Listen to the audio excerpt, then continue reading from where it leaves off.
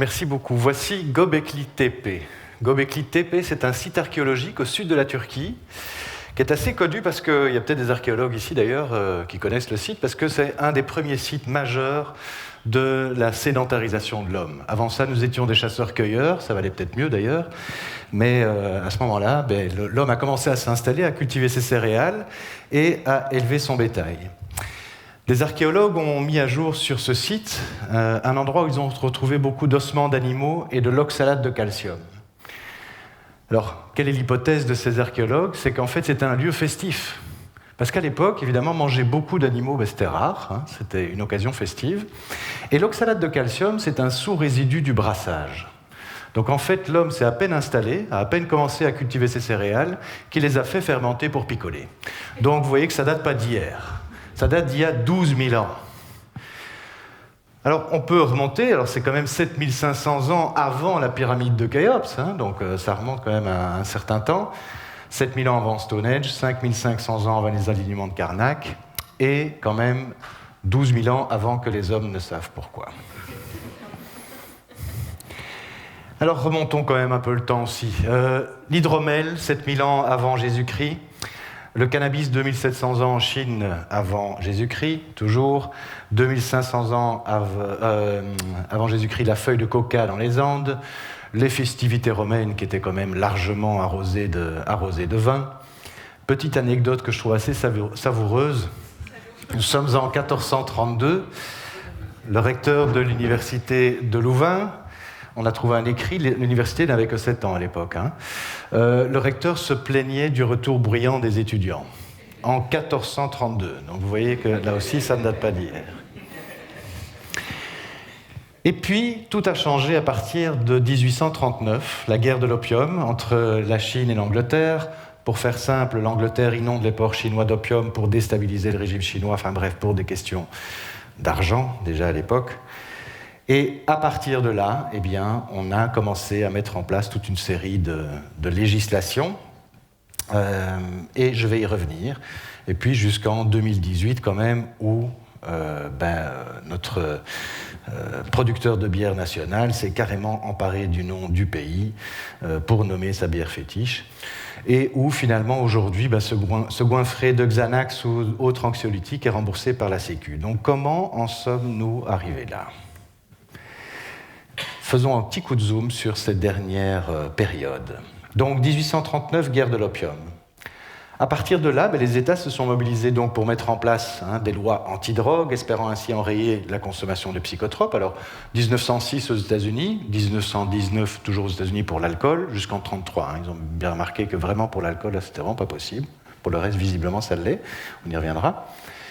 1908 au Canada, 1912 la Convention internationale de l'opium, 1916 en France et 1921 en Belgique. Nous venons donc de fêter, tristement, les 100 ans de la loi drogue en Belgique. Donc on peut considérer qu'en fait, jusqu'au XIXe siècle, les sociétés, les États se fichaient bien du fait que nous consommions des psychotropes.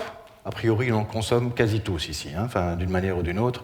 Je ne vais pas vous poser la question individuellement, mais on en consomme a priori tous. En tout cas, moi, j'en consomme. Et j'imagine que vous aussi. On y reviendra sur les psychotropes, je ne vais pas vous dire lesquels, mais quoique.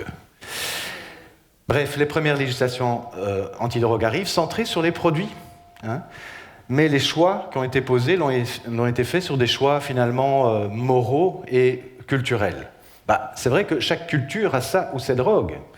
Si vous allez en Bolivie, j'espère que certains d'entre vous ont déjà pu aller en Bolivie, c'est magnifique, eh bien, pour résister peut-être à l'altiplano, vous allez consommer de la coca, que vous allez trouver très facilement dans tous les marchés, dans les grands sacs de toile de jute, etc.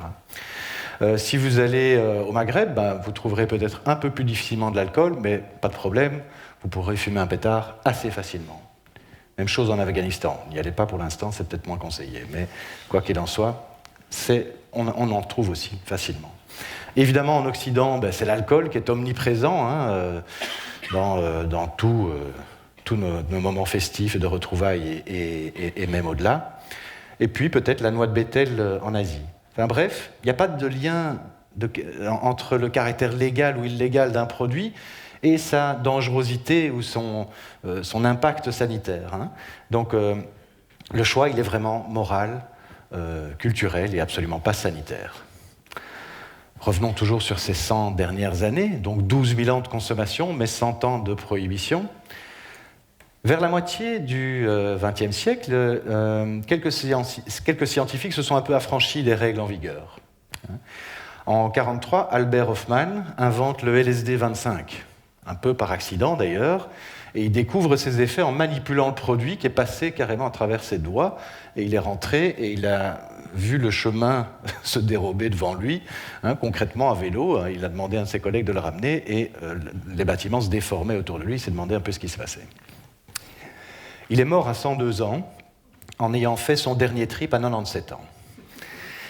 Sandoz le produira jusqu'en 1966, et en 71, oui d'abord 69 évidemment, il y a Woodstock, et puis en 71, tout va changer encore une fois, parce que Nixon déclare la War on Drugs, faute de combattants pour le Vietnam, qui évidemment, tous ces hippies consommaient de la drogue, et donc plus personne ne voulait se battre, donc il fallait absolument interdire toutes ces drogues, ce fléau absolument abominable. Je ne dis pas que ce n'en est pas un dans certains cas, mais là, en l'occurrence, les raisons étaient, somme toute, un peu critiquables, surtout que 75% des soldats américains étaient accros, addicts, parce qu'ils étaient arrosés eux-mêmes de drogue par le gouvernement américain. Donc vous voyez qu'il y avait quand même quelque chose d'assez étonnant à l'époque. En 78, premier mouvement intéressant, il y a Bruce Alexander qui fait l'expérience des rat parks. Et les rat parks, qu'est-ce que ça met en évidence ? Finalement, ce n'est pas tant le produit qui pose problème, mais c'est l'environnement du consommateur qui va être déterminant.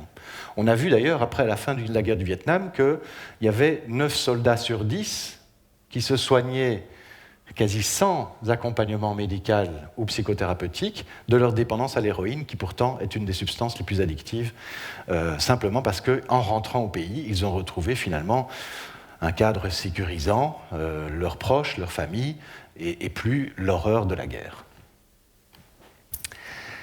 En 2000, le Portugal abolit tous les usages de drogue. Là, ça devient intéressant parce que c'est vraiment une des politiques les plus volontaristes qu'on a en Europe, et ça commence, là aussi, à pouvoir déstigmatiser finalement ces consommateurs qui, pour ceux qui souffrent de leur consommation, sont vraiment stigmatisés dans une société, mis au banc de la société, et finalement n'ont pas vraiment accès aux politiques de prévention ou de soins, ou en tout cas plus difficilement. À partir du moment où on déstigmatise le consommateur, il va plus facilement se tourner vers les structures de soins. Et les résultats, d'ailleurs, sont extrêmement positifs au Portugal. En 2013, l'Uruguay autorise le cannabis. En 2014, au Colorado, sur un modèle bien différent, qui est très critiquable. On n'a pas le temps de l'évoquer ici, mais enfin voilà. Et puis dans l'État de New York, et bientôt 18 États qui font de même. En Belgique, l'eskétamine, qui maintenant, effectivement, on peut la produire depuis 2018, je pense, on peut la prescrire, pardon, et peut-être des nouvelles perspectives thérapeutiques sur lesquelles je reviendrai peut-être. Bref, après un siècle de prohibition, le constat est sans appel. Le moralisme, c'est un paradigme qui est à bout de souffle. La société sans drogue, ça révèle de l'utopie. Les approches sont centrées autour du produit et pas autour du consommateur. Même l'ONU, qui n'est pas l'institution la plus progressiste en matière de drogue, a déclaré l'échec absolu de ces politiques prohibitives qui coûtent, pour rappel, plusieurs milliers de milliards de dollars chaque année. Donc ce modèle prohibitionniste n'a pas induit de diminution de la consommation, contrairement au Portugal d'ailleurs, où on observe une diminution de la consommation. Ça constitue une menace pour la santé publique, l'enrichissement des dealers, évidemment l'appauvrissement des États, une hausse de la criminalité, une exclusion des usagers et un éloignement de ces usagers des dispositifs de soins ou de réduction des risques.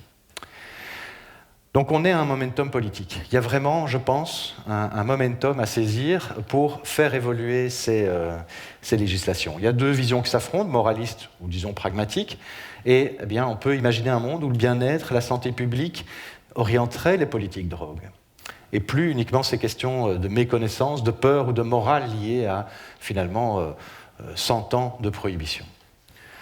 Et donc, plutôt que d'envisager systématiquement la question des drogues de manière manichéenne, soit il n'y a pas de problème, soit on est évidemment un alcoolique toxicomane, j'en vois tous les jours aussi, moi, dans mes consultations, des gens qui, effectivement, sont considérés, ont du mal à passer la porte, parce qu'en fait, ils boivent un peu trop, mais c'est très, très difficile d'en parler.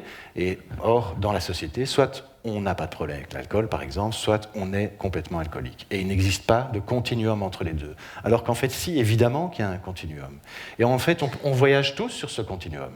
Si je vous parle d'alcool, de café, ou de streaming, ou de jeux vidéo, on en parlerait, des usages problématiques, eh bien, finalement, probablement que nous tous, on voyage sur ce continuum.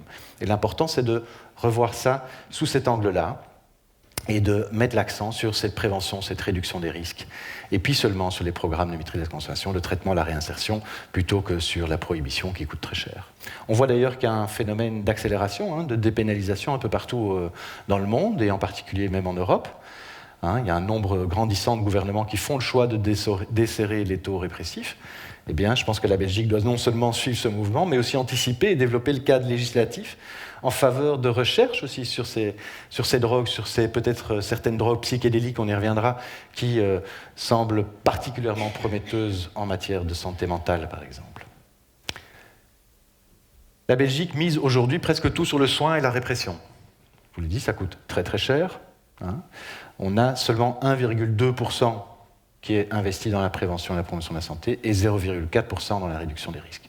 Alors imaginez un monde où les sommes astronomiques qui sont investies dans cette répression seraient mises au profit de l'éducation, de la sensibilisation, de la promotion de la santé, de la réduction des risques, du traitement, de la réinsertion. Pour info, d'ailleurs, il y a une étude très intéressante qui est parue dans le Lancet qui montrait que 1 euro investi en prévention, c'était en moyenne 14 euros récupérés en termes de coûts social et sanitaire. Donc, il est temps de changer de concept. Aujourd'hui, dans un monde qui est hyper consumériste, les drogues sont interdites, mais elles sont partout.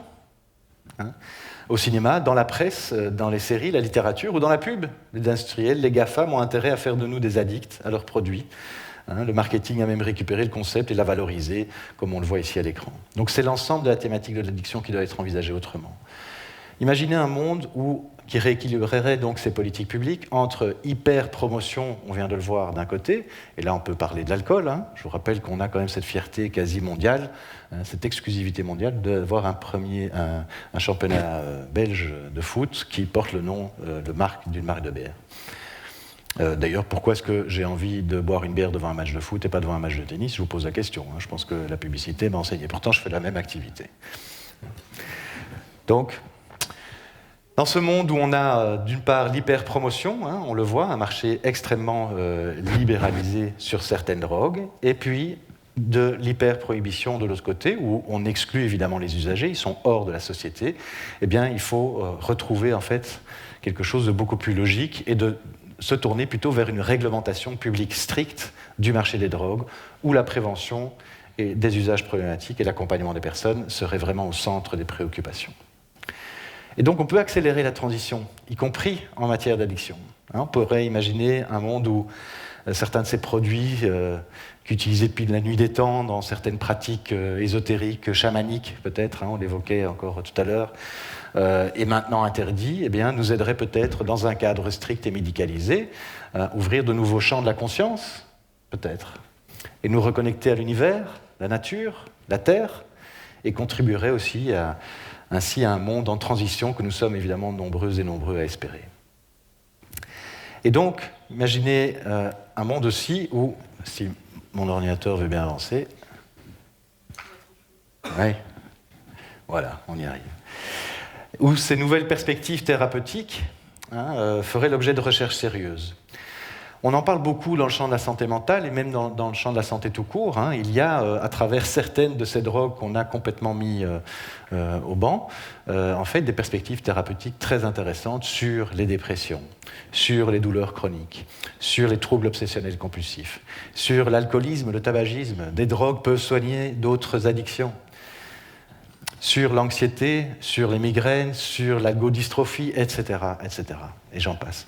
Alors, évidemment, il ne faut pas non plus crier au produit miracle, mais c'est quand même très très intéressant parce que ces produits, d'une part, semblent aider particulièrement bien ces patients, et d'autre part, ça coûte pas cher, ni pour le patient, ni pour l'État, et ça soigne a priori plutôt efficacement et rapidement. Donc, il est temps d'explorer un peu ces champs de recherche. La Belgique est en retard. La Suisse, les États-Unis, l'Allemagne mènent des recherches. Il est temps que la Belgique s'y mette. Bref, en tout cas, il est temps que 12 000 ans de consommation et 100 ans de prohibition inefficace, eh bien qu'on change notre regard sur les drogues et donc abat le moralisme. Merci beaucoup. Merci.